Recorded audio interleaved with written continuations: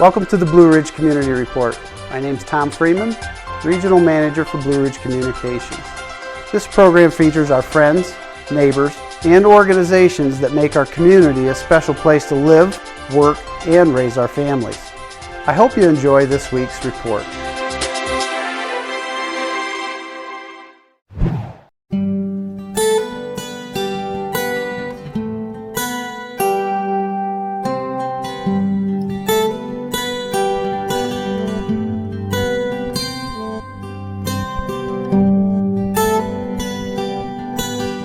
My name is Joshua Roth, and I am the site administrator for the Pennsylvania Lumber Museum.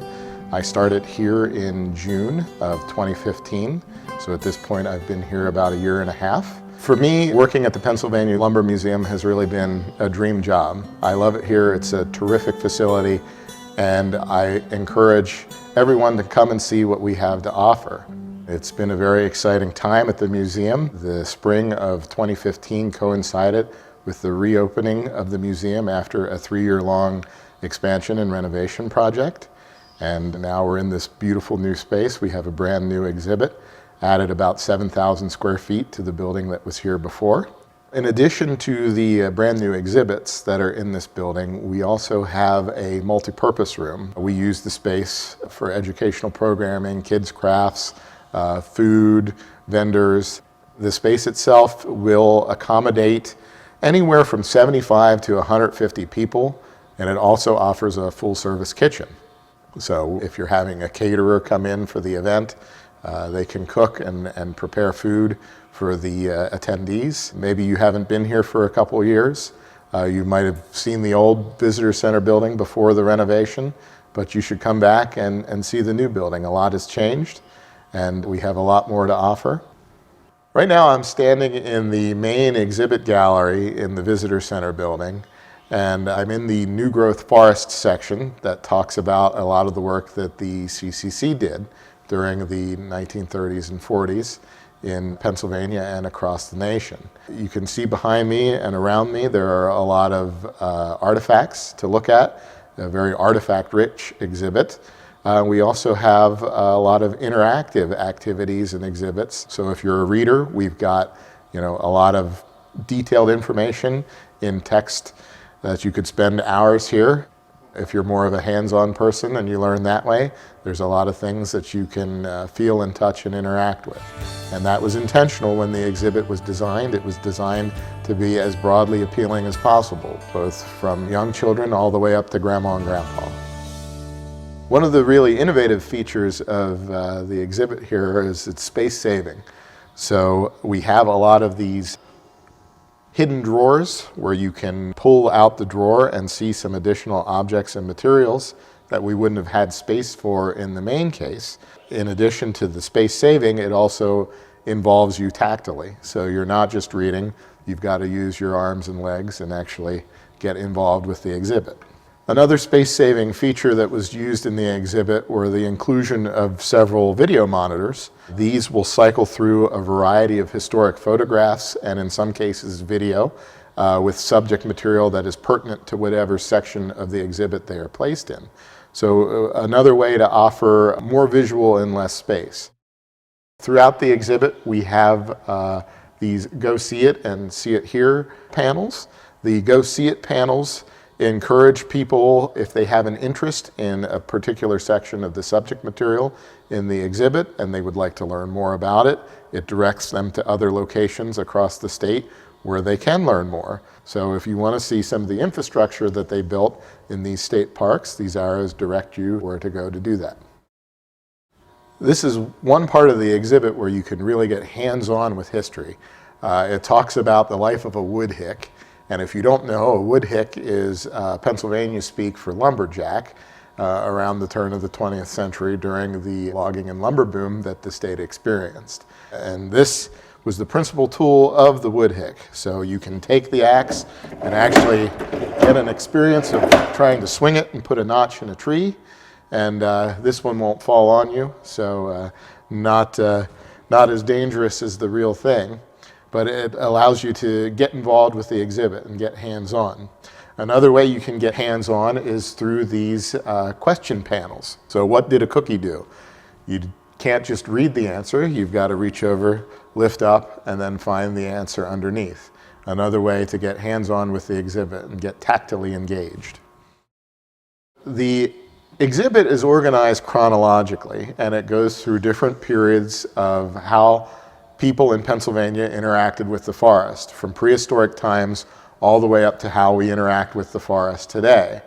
And the section we're in now focuses on log rafting. So that was the primary mode of transportation to get logs to market in the mid-19th to late 19th century. And this is another area where you can get hands-on with the exhibit. I'm standing on a platform that rocks back and forth to simulate what the raft would have been doing on the river, and I am holding a sweep, which was your means of piloting and navigating the log raft as it went down the river. So I put my sweep in the river and turn in the direction that I want to go. This sweep is not life-size, is much smaller than in actuality. Above me is an actual-sized raft sweep that would have represent what men on the raft would have been using to steer. And in a big river with a lot of logs, you need a big sweep to pilot the raft in the direction that you want it to go. The room we're standing in right now is the Visitor Center's changing exhibit gallery. So this space gives us an opportunity to showcase a lot of the objects and materials that we have in collection that we don't have on permanent display in the main exhibit gallery. If there's a particular theme, let's say goods or objects that were made locally, and we want to display all of those objects that we have, we can create exhibits from our own collection, or as with right now, with wood on glass, we can borrow things from other places. Wood on Glass is a traveling exhibit that's hosted and owned by the Lumber Heritage Region of Pennsylvania, which features reproductions of several glass plate negatives that were taken by a photographer named William T. Clark, who traveled around the northern tier of Pennsylvania from the late 19th century to the early 20th century.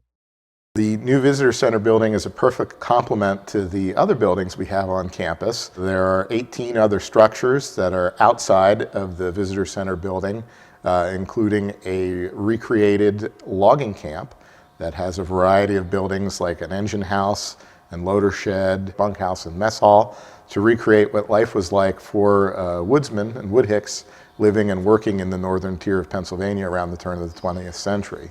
In addition to that, we've got a functional steam-powered circular sawmill that, again, recreate it, but represents what a mid-sized mill would have looked like around the 1860s, 1870s. So it's all operated by steam, a large circular saw blade, and we do operate it 3 times a year. That corresponds with our 3 major events that we have over the course of the calendar year. We have a birch steel exhibit that is also operated then. July 4th weekend is our biggest event of the year. That is Bark Peelers Festival. That's really the best time to visit. A lot of hands-on activities. There are several contests and competition that are open to public entry. So anybody who's an amateur woodhick or a wannabe woodhick can come and give a try at crosscut saw and log rolling, burling out on the log pond, and lots of other fun things. On the other side of the campus, we've got a CCC cabin that was built in 1936, showing the craftsmanship of members of the CCC, the typical type of state park or public infrastructure that they were building in the 1930s and early 1940s. We have a building with our Brookville engine in it. It is a 1945 diesel engine that was used to switch cars in a tannery in Elk County. Also in that space, we have some exhibits about the tanning process and a couple other pieces of machinery that would have been used in a tannery. For more information about events that the museum will be having, you can give us a call at area code 814-435-2652. We also have a terrific website that has a lot of photographs and descriptions, and a very active Facebook page where we can disseminate information a little more quickly about events, updates, and things that are happening around the region. So check us out, and that's the best way to keep abreast of what's happening at the museum and stay up to date with all our events and programming.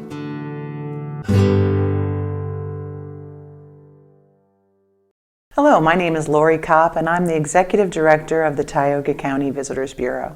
The Visitors Bureau was formed in 1993 expressly for the purpose of promoting tourism in Tioga County. We service about 6,000 visitors a year.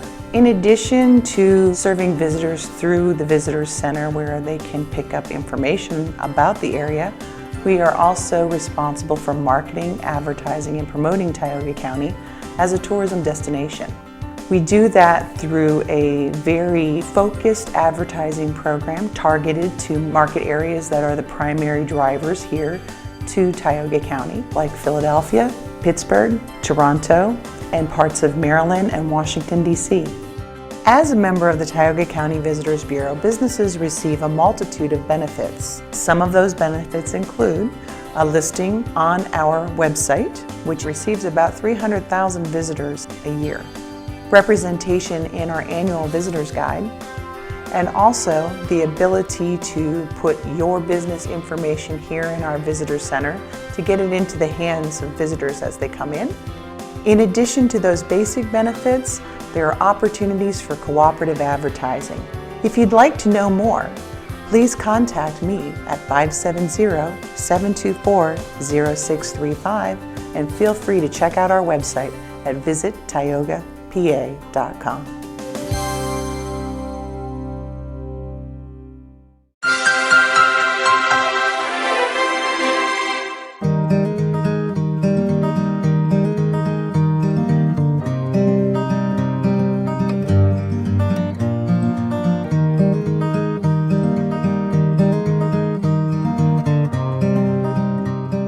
Hi, my name is Mike Swartz and I work for the Pennsylvania Fish and Boat Commission, Lake Section, and we're here today talking about fish habitat structures. This is our third week actually working out here in large-scale structures. You can see some of the structures around here. A lot of rock rubble. We have a lot of coarse woody debris structures. We have post-cluster structures are kind of mimicking standing timber. We have a lot of structures called spider humps, and you can kind of see them. They kind of look like a spider with all the legs out.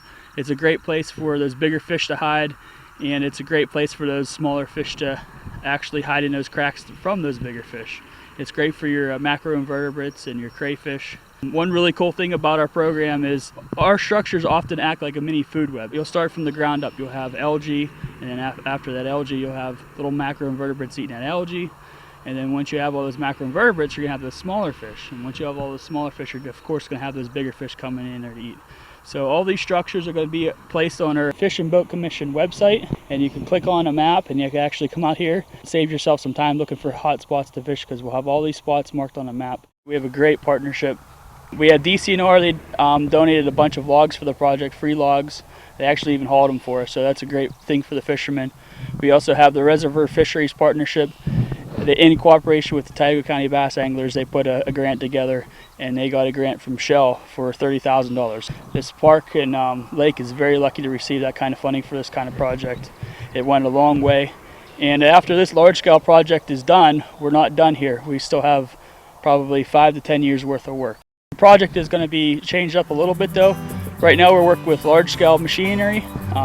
In the summertime, we're actually going to work when the lake's full pull, and we're going to have 2 or 3 boats running back and forth, building structures with the club.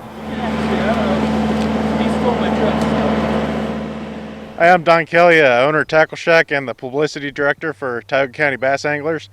I'm here today on the Nessmuk project.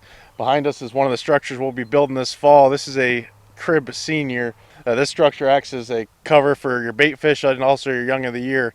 This project's been a great cooperative effort between Tioga County Bass Anglers, the Fish and Boat Commission, and the Friends of Reservoirs Partnership. The Friends of Reservoirs Partnership helped us write a grant, and we applied to Shell and received a grant for almost $30,000 to have all this fish habitat. Without them, this wouldn't have been possible. A lot of the local communities have been helping us the whole way. We've had a lot of volunteers out here, even in the middle of winter, putting these structures together. Kids from the Mansfield University were out here helping build these structures as well.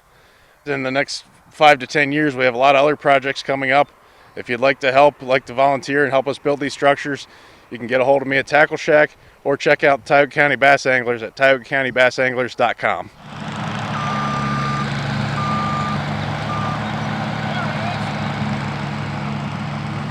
A lot of the times we get asked, why are you building fish habitat? And back when we built this reservoir 20, 30, 40 years ago, little to no concern was about fish habitat. So when a manager was building this dam, he didn't want anything to get stuck in his dam breast. So they cleared all that good habitat. They took all those root wads, all those trees away. So you're left with a big mud bowl pretty much. So those fish, just like you and me, need a place to sleep, need a place to eat. Another question we get asked is, well, how long do these structures last? You're putting them in deep water, sometimes shallow water.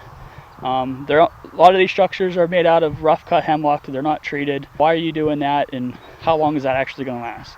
We started this program back in the 1970s, and those original structures are still there. So these structures are actually a little bit bigger than those structures, so they should last anywhere from 40 to 60 years at least. And that will definitely last as long as the dam breast. So a little bit of time right now is going to make a big payoff to the anglers in the future. The lake's starting to fill here, as you can see. It's got about another 4 or 5 feet to come up yet. If we would have had a normal season last summer, it'd be full by now, but it's just been a really dry year. It was stocked this past year with fingerlings, so in the next couple years, this fish population should really start booming. We'll be coming back here in July to see how the lake's coming along and finish up the second phase of this habitat project, and we'll give you an update then when it's a little bit warmer.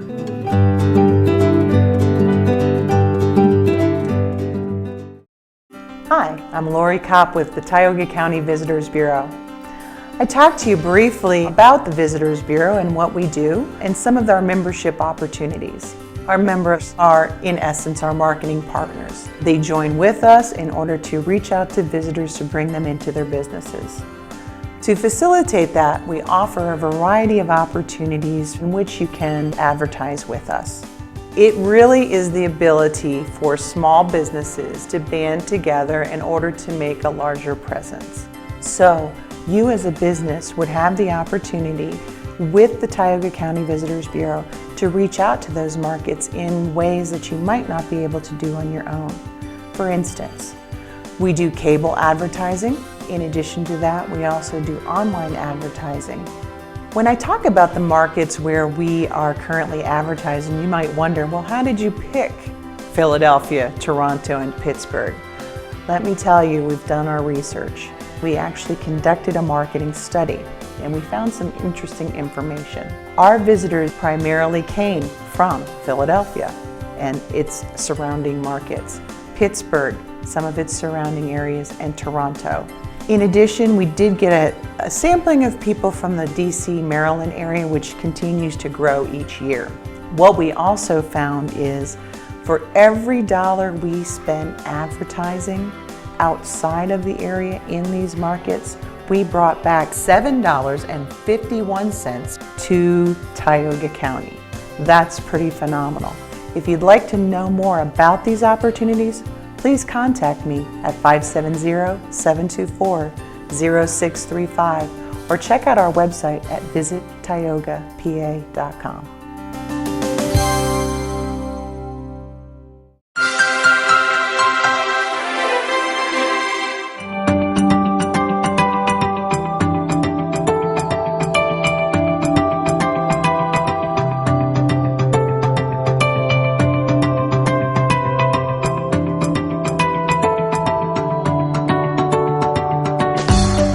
Source water protection. What is it? Source water protection simply describes steps that we can take to protect our drinking water. Whether your water comes from a well on your property or from a municipal pipe, you want to be certain that the water you drink or give to your children or grandchildren is clean. We all know how important clean water is for good health. But there are some other positive benefits that we as a community enjoy when we work together to keep our water clean. The cleaner our water is to begin with, the less it costs to treat, saving us all some money. Also, it turns out that what's good for us is also good for our local fish population. Clean stream water means more fish. We all have a role to play in this community effort here in Tioga County. At the end of the day, we want to reduce the amount of pollution that enters our water supply and remove existing pollutants. So what does source water protection look like in Tioga County? We are fortunate in that we already have a variety of local community organizations working on ways to protect our drinking water, and there are a number of successful projects already up and running, and some other exciting projects that are in the works. Source water protection, it's like an extra layer of protection for our watershed. Spill response, water quality monitoring, mapping for 911 in case there is an accident. We're notified even quicker, and that can ward off some bad water and pollution getting into your sources, so it's very important. The cleaner the water source, the easier it is to treat. If we have to use more filtration, coagulation to get the water to the point where it's good for the consumer, it's cost us more energy, and the cost goes down the line to them, and we can keep our costs low, keeps their costs low. So the cleaner your source, the better your water.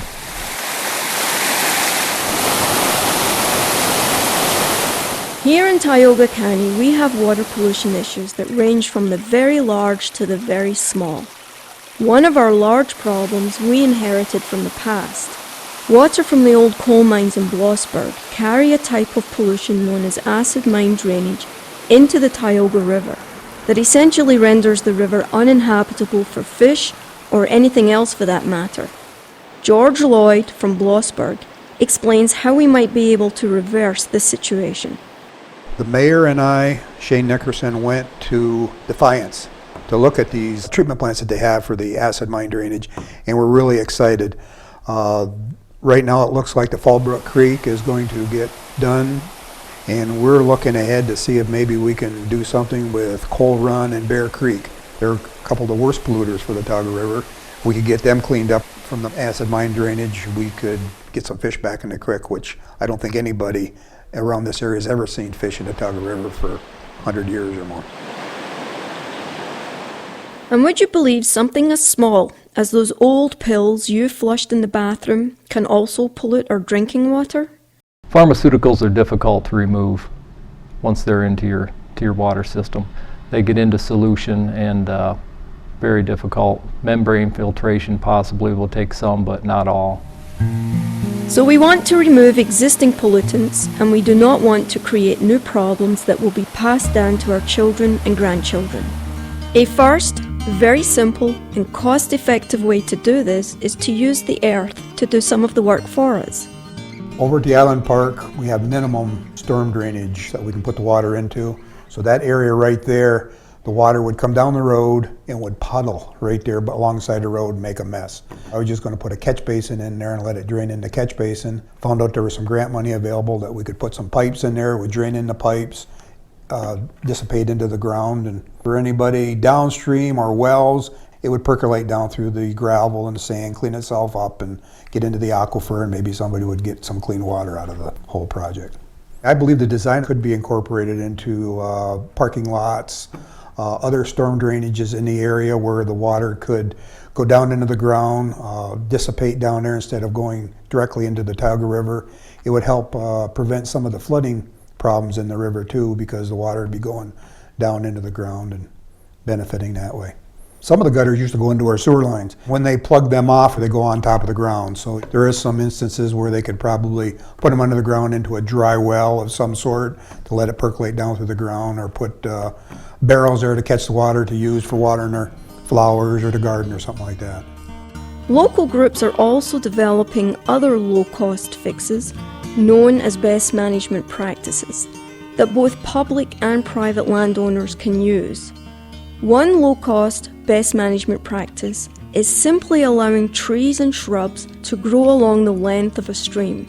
These strips of vegetation, known as riparian buffers, also act as natural filters, cleaning water that drains from the land before it enters the stream.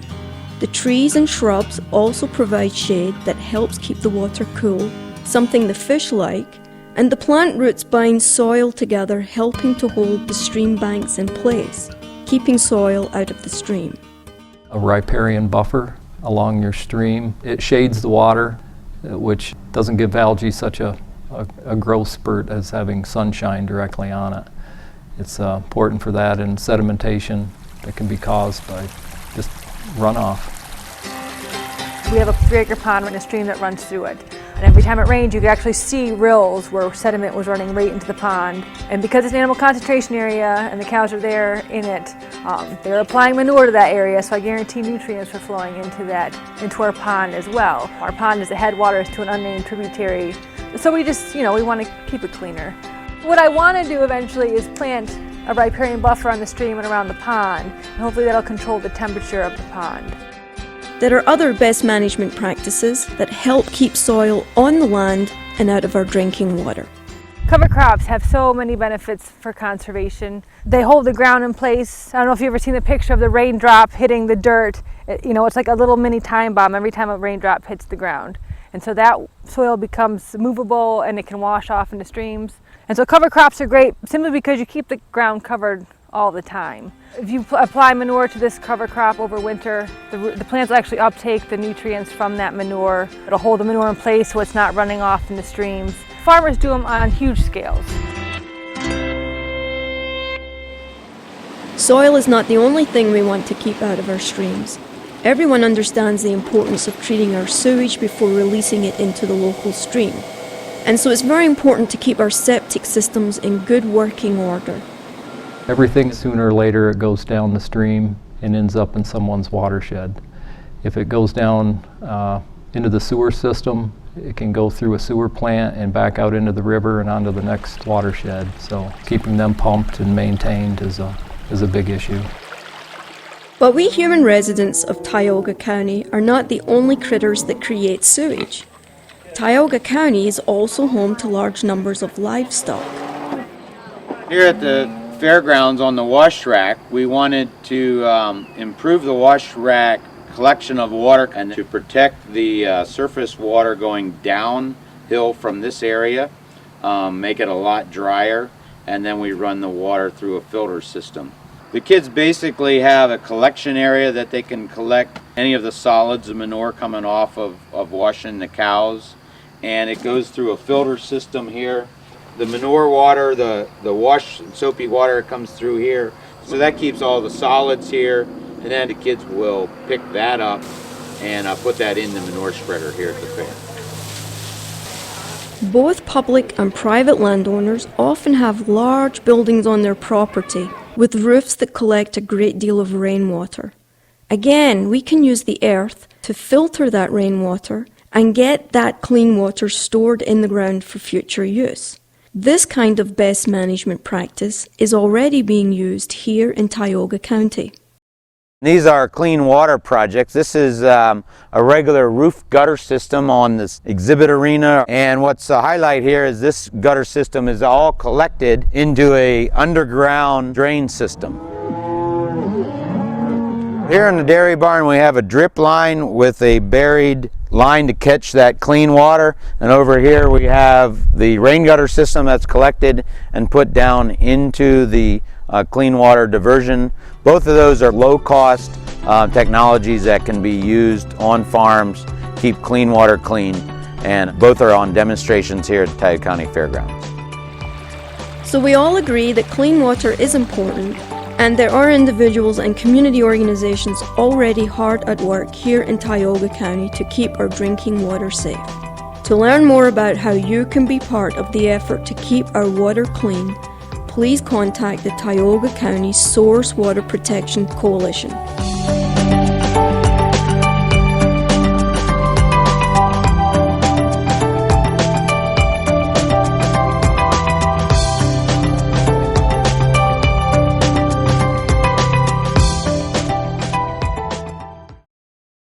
As you will see throughout this program, there are many things that take place in our communities that you may never know about.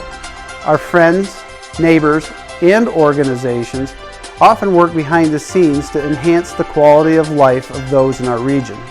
We've enjoyed showing you a few examples this week, and we hope you join us again for the Blue Ridge Community Report.